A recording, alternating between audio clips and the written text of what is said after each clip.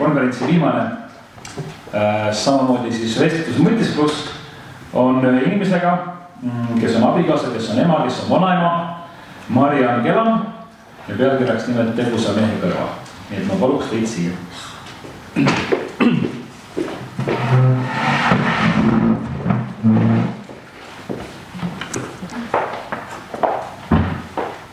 Nii, võiksin mikrofoni ümber tõstmine. Meil on nüüd täitsa palju siin rääkinud mehi, mis on väga tore minu arust, ja üks naine rääkis ka veel üks ämmaemand, kes rääkis seda, mida mees näeb sünnitusmajas. Te olete siis teine naine, kes täna sõna saab ausalt öeldes. Ja viimane. Aga no teatavasti teie abikaas on väga tegus, me kõik teame seda, eks ole, kus ta on ja mis ta teeb ja millised on tema ülesanded on elus. Me mõtlesime natuke rääkida sellest, et milline on siis elu sellise tegusa mehe kõrval abikaasana, emana, vanaemana. Ja kuidas siis tunne Kelami kõrval need hakkama saada, niivõrd tegusa inimese kõrval? Me oleme rääkinud siin aja kvaliteedis sellest, et inimene on kaugel ära, eks ole, meil Kalevipoegade teema siin mehed, kes on kaugel tööl, et ilmselgelt te olete hakkama saanud. Kuidas? Esiteks ma peaks ütlema, et väga huvitav on sellise mehe kõrval olla ja olla talle toeks ja abiks nii palju, kui ma suudan.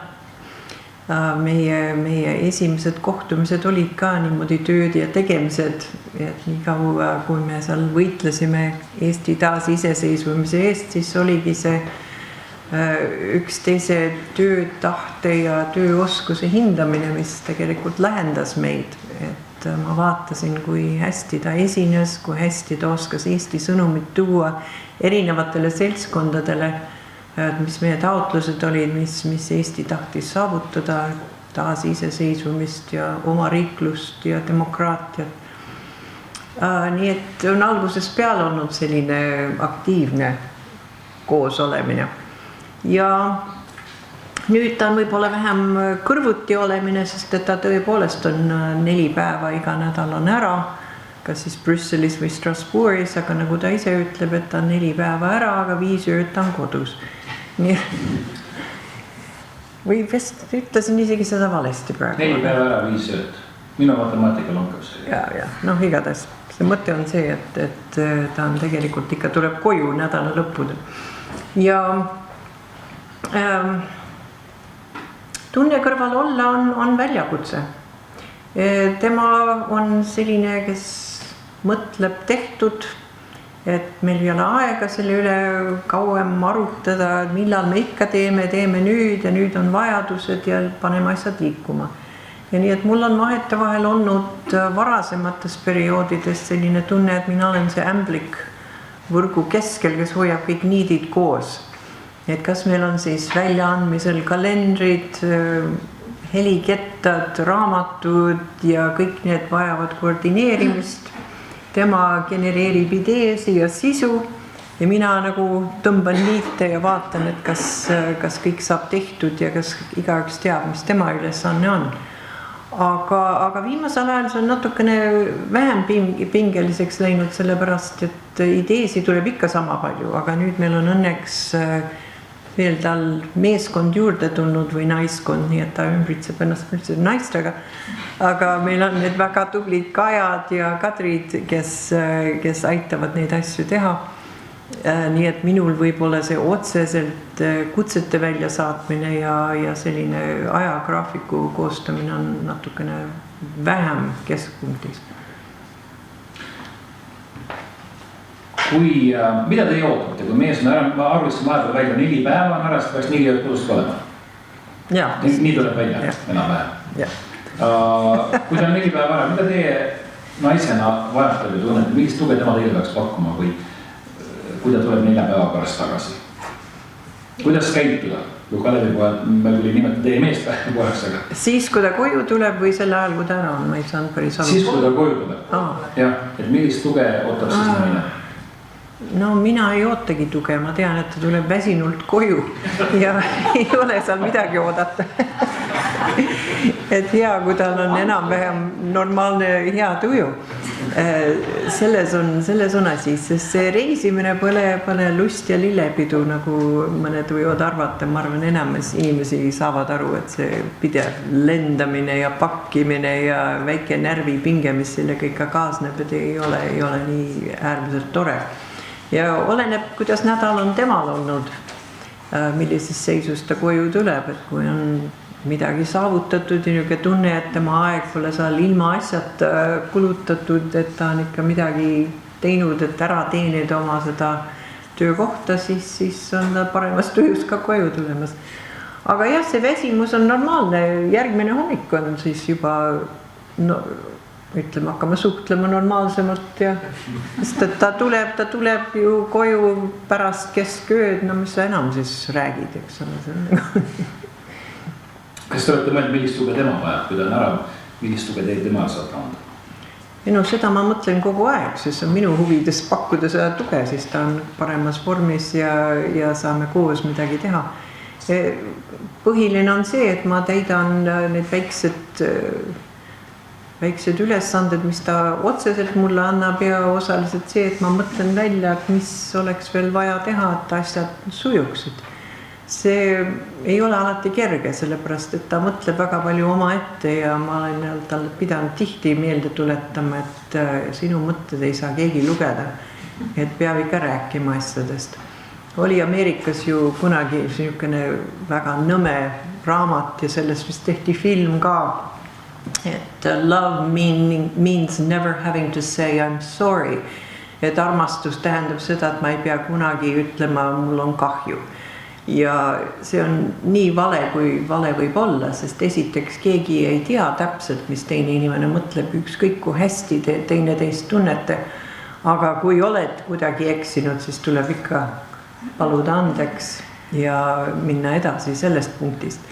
Aga selle raamatu põhi oligi, et need kaks inimest vaatasid üksteisele otsa ja üks arvas ühte asja ja teine arvas teist asja ja sealt ei tulnud midagi head välja, sellepärast et mõtteid ei saa lugeda. Ja ei tea, mis inimesel tegelikult on vaja. Nii et tunne oma kiire mõtlemise ja planeerimisega tihti jõuab minust ette.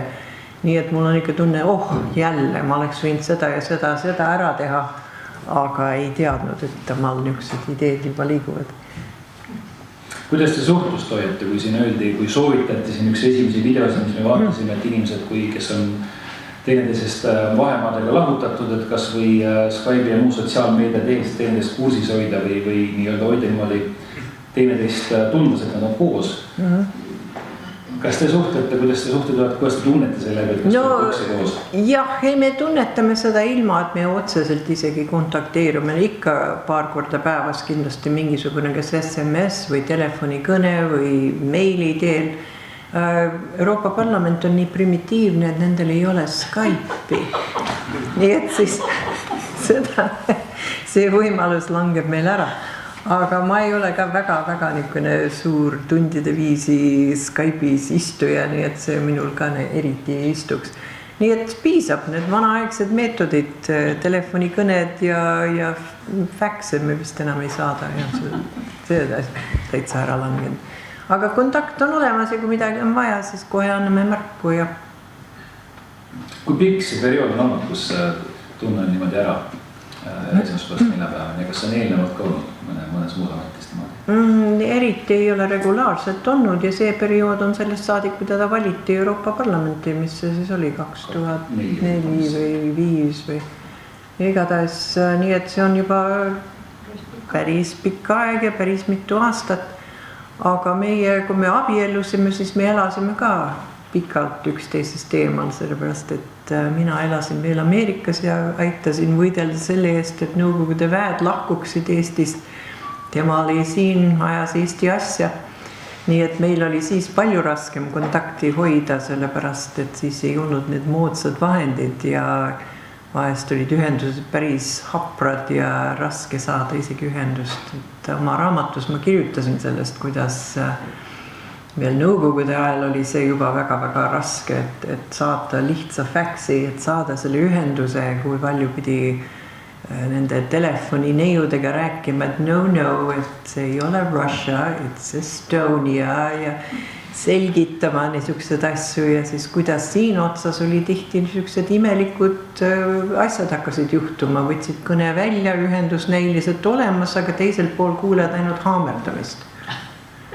Et nagu tühi tuba ja kuskil käib mõkene remonditöö. Karju nagu tahad, aga keegi ei vasta, aga see ühendus on olemas, aga haamerdamisega, nii et justkui olid pingelised ajad. Nii et me oleme harjunud, et olla eraldi ja hoida sidet kuidagi vaimselt ka ja koos palvetada üksteise eest. Aga mis ma saan ütelda, see enne seda Euroopa Parlamenti, kui ma Eestisse alguses tulin, siis ei olnud niisuguseid pikki lahusolekuid siin Eestis. Kas te olete pidanud kuidagi ümber häälestama? No ilmselt olete pidanud, aga enda jaoks midagi ümber mõtlestama, on see suhtele, mehe-naise suhtele kuidagi teistmoodi valgust leidnud või teisi mõtteid tekitanud? See, et me niimoodi eraldi oleme? Jah. See tegelikult ei ole kõige halvem variant. Et ma olen ise selle üle mõtelnud päris palju. Et kui sul on 4 päeva oma asja ajada, ja mehel on 4 päeva oma asja ajada, siis jälle saame kokku ja räägime kõigist ja vahetame muljed ja niimoodi, et see ei ole üldse hull. Minu meelest on hullem, kui keegi on näiteks meremees ja on ära 3 või 4 kuud või midagi korraga, see on palju keerulisem. Niimoodi see on natuke nagu keegi läheb näiteks Soome tööle. Selline vahekord vist on paljudel inimestel nüüd tekkinud, kus üks abikaasa elab Eestis ja teine töötab kaugemal, aga käib regulaarselt kodus. Ja ümbermõtlemine minu jaoks oli ainult see, et ma olin harjunud alguses, kui ma Eestist tulin, et ma olin harjunud, et ma olen alati auto käepärast. Ja siin alguses ei olnud ja ma tundsin ennast küll väga-väga ahistatud, et ei olnud, isegi et ma nii palju ei sõida, aga see mõte, et auto on seal ja kui on vaja kuskile minna, et saad minna. Et kuni ma õppisin ära kõik need ühistranspordi võimalused ja muud moodused ja kuni me lõpuks saime oma auto, siis oli mul natukene pingeline, ma pean ütlema. See on kuidagi väga nagu sisse kasvanud, kui sa oled juhtinud autot sellest saadik, kui sa oled 16-aastane, siis järsku olla niuke abitu, siis oli imelik.